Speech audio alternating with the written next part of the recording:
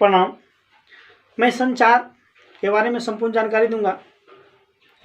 संचार के माध्यम से भी हम लोग काफ़ी तरह डेवलप कर रहे हैं। अपने देश में संचार के साधनों के संबंध हमने पढ़ा भी था पहले और उसको अनुभव भी किया।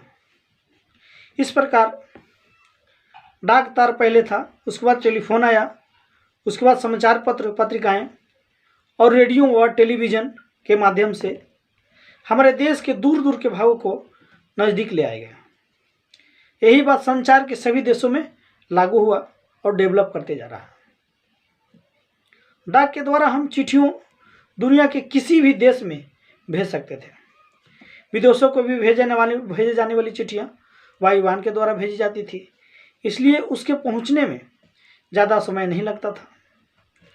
चिट्ठियों के द्वारा हम अपनी और अपने परिवार की बातें, व्यापार संबंधी बातें, बधाई पत्र आदि एक देश से दूसरे देश को भेजते थे। हमने देखा कि विभिन्न देशों में भिन्न भिन्न प्रकार के डाक टिकट होते थे। इन डाक टिकटों को एकमात्र एकत्र करने की बड़ी जानकारी मिलती थी। संदेशों को शीघ्रता से पहुंचने की ओर भी कई साधन हैं। तार द्वारा संदेश शीघ्रता से एक स्थान से दूसरे स्थान पर पहुंचाए जाते थे। पहले टेलीफोन तार के द्वारा उसी के माध्यम से बात किया जाता था, जहां चिट्ठियों एक जगह से दूसरे जगह कुछ दिनों में पहुंचती थी। वही तार कुछ ही घंटों में हमारा संदेश पहुंचा देता था। समुद्र के पार स्थित देशों की जल्द संदेश भेजने के लिए समुद्र के नीचे भी तारे बिछाई जाती थी। उन्हें केबल कहते थे। अब कई और साधनों का आविष्कार किया गया, जिसके द्वारा संचार तीव्र गति से दूर दूर तक भेजे जाते थे। संदेश भेजने का सबसे रोमांचक साधन था टेलीफोन। उसमें व्यक्ति की आवाज़ सैकड़ों किलोमीटर की दूरी तक पहुंच जाती थी। अपने ही देश के किसी भाग में संदेश भेजने के लिए एक प्रणाली बहुत लोकप्रिय हो चुकी है। विदेश में भी संदेश भेजने के लिए इसके द्वारा बहुत आसानी हो गई है। हम जानते हैं कि टेलीफोन के माध्यम से हम अपने ही शहर का एक जगह से दूसरी जगह बैठे हुए किसी भी आदमी का बात कर सकते थे उनसे। उसके बाद एसटीडी की सुविधा हुई, जैसे जैसे डेवलप किया गया एसटीडी की सुविधा हुई। एसटीडी हम अपने देश के एक शहर से दूसरे शहर के लोगों से भी बात कर सकते थे एसटीडी से। इस प्रणाली में टेलीफोन ऐसे ही किया था जैसे अपने ही शहर के किसी व्यक्ति से बात करने के लिए प्रत्येक शहर का एक खास नंबर कोड होता था। वो नंबर कोड के सारे बात होता था। पहले उस शहर का नंबर घुमाया जाता था, उसके व्यक्ति का नंबर मिलाया जाता था जिससे बात करनी थी। इसी प्रकार की सुविधा एक देश से दूसरे देश में भी मिलने लगी।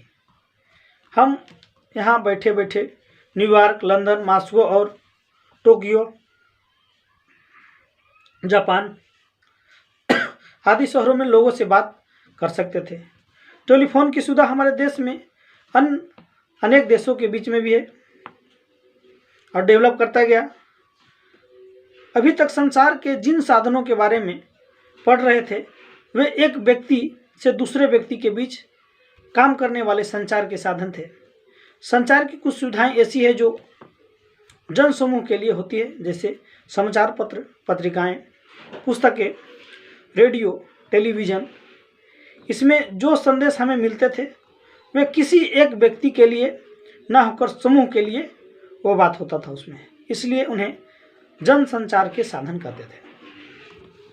हम अपने देश के ऐसे संचार के साधनों से परिचित हैं।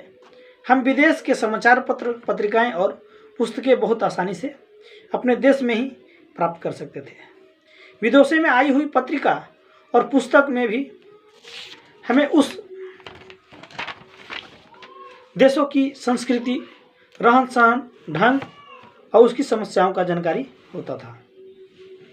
संचार साधनों की बात करते समय हम उन रेडियो के योगदान में भूल सकते हैं कि रेडियो की खूबी यह है कि संचार के माध्यम से हम क्षण भर में संचार के किसी भी भाग का समाचार प्राप्त करते थे। रेडियो के माध्यम से भिन्न भिन्न देशों के बीच खेले जाने वाली मैच विवरण रेडियो को सुनकर जानते थे। इतना कम खर्चीला है कि यह साधन कि जरा सोचो, रेडियो आज हमारे मनोरंजक और जानकारी का इतना बड़ा साधन बन चुका है। रेडियो वायरलेस से संचालित होता था। वायरलेस में हम अन्य संदेश भी भेजते थे। रेडियो संदेश की सहायता से हम सौरमंडल के ग्रहों और उसके बाहर के तारोमंडल के भी संदेश ग्रहण करते थे।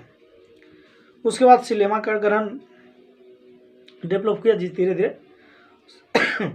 सिनेमा भी एक बहुत बड़ा साधन था जो हमारे देश के साथ साथ विदेशों के जनजीवन को भी दर्शाता था। हमारे देश में विदेशों की बहुत सी फिल्में आती थी और हमारे सिनेमाघरों में दिखाई जाती थी। इस प्रकार हमारे देश की फिल्में भी विदेश में जाती थी और वहाँ सिनेमाघरों में दिखाई जाती थी। फिल्में अधिकतर मनोरंजन के लिए बनाई जाती थी, किंतु कुछ फिल्में शिक्षा और जानकारी प्रदान के लिए भी विशेष तौर पर बनाई जाती थी। इन्हें वृत्त चित्र कहते थे। इस तरह की फिल्मों को आजकल विभिन्न देशों के बड़े पैमाने पर आदान प्रदान किया जाता था। इनमें से एक दूसरे में संस्कृति, विकास का समस्याओं आदि का जानकारी प्राप्त होता था। आज की दुनिया में सबसे महत्वपूर्ण संचार का साधन है टेलीविज़न। यह एक ऐसा साधन है जिसके द्वारा हम अपने देश की बहुत सी जानकारी और मनोरंजक के अनेक कार्यक्रम अपने कमरे में ही बैठकर देख लेते हैं।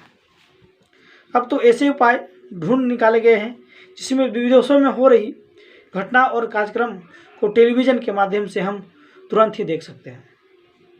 टेलीविज़न को उस समय में बड़ा बढ़ावा मिला था जब से ऊंचे आकाश में उपग्रहों को छोड़ा गया था। यह भी एक अचंभे की बात है, लेकिन मनुष्य का प्रयास रहा कि यह न केवल आकाश में उन्हें बल्कि उसके भी परे अंतरिक्ष में यात्रा कर सके। पहले उसके कुछ यंत्र बनाकर उन्हें अंतरिक्ष में छोड़ा। ये यंत्र मनुष्य द्वारा बनाया उपग्रह और संचारी उपग्रह कहलाए। बाद में मानव स्वयं उसमें बैठकर अंतरिक्ष में पहुंचे। इस प्रकार अंतरिक्ष यान का जन्म हुआ। हम जानते हैं कि हमारे देश में एक युवक राकेश शर्मा इस प्रकार के अंतरिक्ष यान में बैठकर काफ़ी दिनों तक अंतरिक्ष में रहे। अब तो मानव इस यानों के द्वारा चांद पर भी पहुंच गया है। अलग अलग देशों के कई उपग्रह बनाकर अंतरिक्ष में छोड़े गए हैं। इन उपग्रह में संचार में बहुत लाभ हुआ। संदेश, तस्वीरें, चलचित्र आदि उपग्रहों के द्वारा भेजे जाए, बहुत लाभ हुआ इसमें समय की बचत तो होती है, लेकिन साथ ही बहुत साफ स्पष्ट रूप से सुनाई भी देती है। उपग्रह के द्वारा मौसम की जानकारी भी सरलतापूर्वक प्राप्त होती है। उपग्रह द्वारा खींचे गए चित्रों को सहायता की मौसम पूर्व जानकारी भी देती है। मेट्रोलॉजिकल डिपार्टमेंट अभी जो मौसम के पूर्वानुमान बताती है। एक दूसरे देशों में हो रही कार्यक्रम जैसे खेल इत्यादि टेलीविज़न पर उसी समय देख सकते थे जब वह वहाँ से प्रसारित हो रहा था। कार्यक्रम उपग्रहों को द्वारा हमारे टेलीविज़न में पहुँचाया जाता था। कभी कभी तो ऐसे भी कार्यक्रम देखे जा सकते थे जिसमें एक या कुछ व्यक्ति अपने देश में बैठे बैठे किसी दूसरे देशों में बैठे व्यक्तियों के बातचीत करते थे। उदाहरण के तौर पर मुंबई में बैठा हुआ समूह मॉस्को और न्यूयॉर्क में बैठे हुए एक समूह से बातचीत करता था। लोगों एक दूसरे से प्रश्नों और उसी समय जवाब देते थे। एक दूसरे के लिए नृत्य या गान जैसे कार्यक्रम पेशा करते थे। मानो थोड़ी देर के लिए उपग्रह इन दो दूर दूर स्थानों या पुल का काम कर रही हो। उसे अब स्पेस बीज या अंतरिक्ष सेतु कहते हैं। इस तरह संसार का डेवलप करते गया और डेवलप भी हो गया। मैं सभी देशवासियों को संचार के बारे में जानकारी के लिए जय हिंद, जय भारत।